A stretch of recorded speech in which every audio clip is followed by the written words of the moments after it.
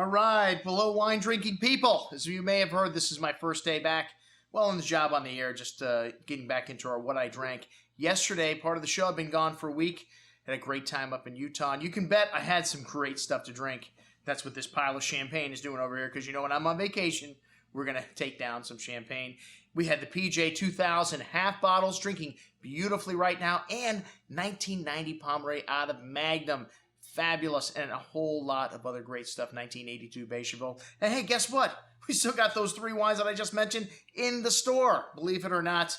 And these half bottles of PJ are on sale for $39.75. Beautiful stuff. All right, well, enough of that. What I did on my vacation. We're here to talk about what I drank yesterday and last night. We had Michael Trillo in town. Michael is the winemaker for Sequoia Grove Winery, but he's been making wine for 30 years in California. Learned from one of the greats, Andrei Chelichev, and is now in charge since 2002 of Sequoia Grove Winery, in charge of the winemaking and the general manager. He is the man in charge of all the major decisions over there. And hey, when you've got the experience that Michael does, that's how you get jobs like that. Like I said, 30 years with some of the top growers in Napa Valley. Sequoia Grove's got its own estate vineyards located in Rutherford, right next to Cake Bread Winery. And they've been there since 1978, I think was the first vintage. But you know, kind of, I don't want to say it had a little rocky road there along the way, but maybe not spending enough money as they needed to update the equipment. And, you know, when Co-Brand bought the winery in 2002 and hired Michael to be the head guy, they said, look, we want you to do whatever it takes to make the best wine in Napa Valley. And at 17,500 cases of Sequoia Grove Napa Cabernet, they're making one of the best wines in Napa Valley. I challenge you to find a better Cabernet Sauvignon at $50 or less than this 07 Sequoia Grove Napa. All right, well, the night started out a fiasco. I apologize to all of you that came. You know, many, like a comedy of errors as far as the food was concerned. You know, we put the menu out. It was not as it read. I cannot make excuses for that, folks, and will not. I can just say that will not happen again. I promise. Well, you know, anything that Chef Oliver cooks is going to be outstanding, though. You know what? I think there's no one that left there feeling they didn't get their $95 worth. But hey, if you wanted short ribs, surprise, lamb. And like I said, we don't operate like that. Again, I apologize for all those people that maybe didn't care for the food that we had last night. But enough of that. Enough said.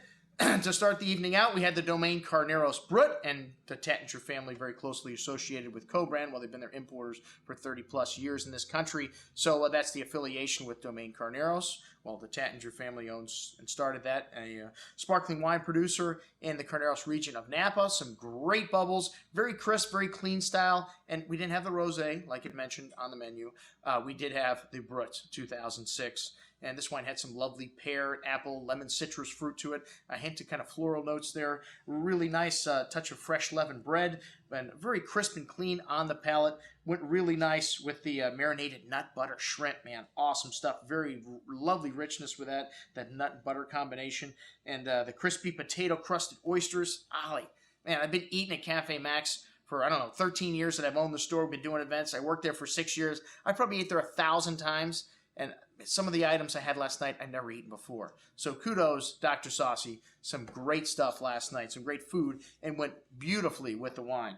All right, well, we had that Carneros Brut to start, and then up into the back room to taste, well, this new wine from Sequoia Grove. I've been waiting for 2 years to try this, as Michael Trillo has been coming the last 3 or 4 years. We've done an annual event with him and talking about this new program that they've got going on, the new deal at Sequoia Grove. Done away with the Reserve Cabernet Sauvignon and just making one Napa Cab. They do make some other single vineyard wines that are just available at the winery, and then coming up with the new iconic wine, and the new iconic wine being the Cambium that we tried for the first time. And everyone at the dinner were the first people to try this wine in South Florida. So groundbreaking stuff here last night at Cafe Max at the Sequoia Grove dinner. But wait, we started out with a little Chardonnay in 2008. Another very good vintage for Chardonnay. Michael trying to convince me 2009, even better. I've talked to a lot of vintners. 2009, somewhat problematic, as was 2010. But the sign of a great winemaker is one that can see his way through these challenges. And Michael was also touting 2010 as being an outstanding vintage for Sequoia Grove Reds. So obviously, this man knows what he's doing if he can make great wine in difficult situations. But the '08 vintage Chardonnay, really nice and lush, had a lovely kind of vanilla spice to it, creme brulee, a little bit of pineapple and banana tropical fruit. Very lush, but at the same time somewhat restrained on the palate, and it went beautifully with the pompano dish. Wow, kind of ironic. We're in the town of Pompano, a local fish, and a lovely Beurre Blanc with that. Just absolutely 10 pairing, probably the best pairing of the night, food and wine pairing, the Chardonnay and the Pompano dish. But the Chardonnay, like I said, finished somewhat refined, even though it had a lovely tropical fruit, still some nice acidity and some nice balance with this wine on the finish. All right, next up, for a cowboy from Colorado, I kind of found it interesting that Michael was describing his wines in ballet dancing terms, and he described his '08 as being like a ballet dancer, and his '09 as being a ballet dancer, and his '08 as being a tap dancer, whatever that means, Michael. All right, but next up we had the 2007 and 2006 vintage of Cabernet Sauvignon, and the 2006. When we first opened this wine up, I liked this wine almost a little better. It had some lovely richness to it, some lovely black earth, a little bit more kind of old world in style. The '07. Pretty, angular, maybe just needed a little bit of time to open up. Definitely with the food opened up nicely on the palate. There's lovely cassis and blackcurrant fruit really coming out. Some lovely toasty oak spice and some minerality. The '07 definitely finishing a little longer. And then the Cambium wine that we had next to it. Being able to try these three wines, you really saw the elegance and finesse of the Cambium, the last wine. And hey, for those of you that were expecting veal, sorry about the duck.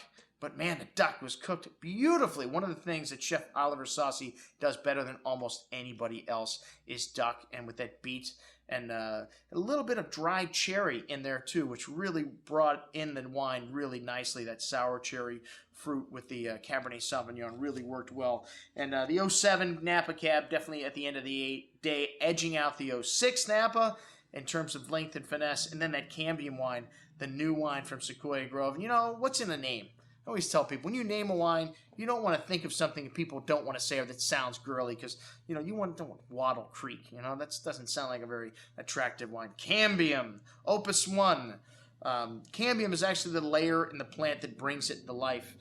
So hey, Sequoia, this is a tree, kind of, I guess, goes with the theme of the winery, but still a pretty cool name, man. I'm going to give them kudos for coming up with a pretty good name here at Sequoia Grove for their top wine. 350 case production as of 2007. He had 2,500 case barrels to work with and broke them down and said these are the best 15 barrels to make a blend, our very first iconic blend at Sequoia Grove. So out of 2,500, 15 barrels. And Michael's not going to put a varietal on this wine. He's not going to say it's Cabernet Sauvignon or Merlot or Cabernet Franc. Whatever the best barrels are that year, that is what he's going to make and call Cambium.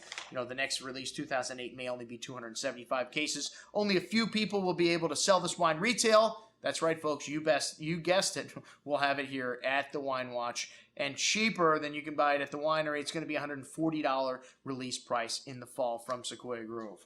All right, well, we finished up with a little something sweet, and I'd rather drink my dessert than eat my dessert. So the Fonseca 10-year tawny, a beautiful way to finish the meal. A little bit of that dates and figs, that Christmas cake spice coming out in this wine.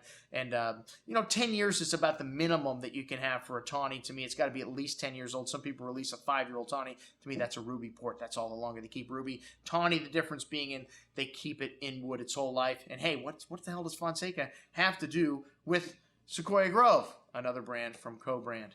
All right, folks, that's what I had to drink last night. I'm your host, Andrew Lamposoni, signing off for the Wine Watch, saying remember, always drink the good stuff first.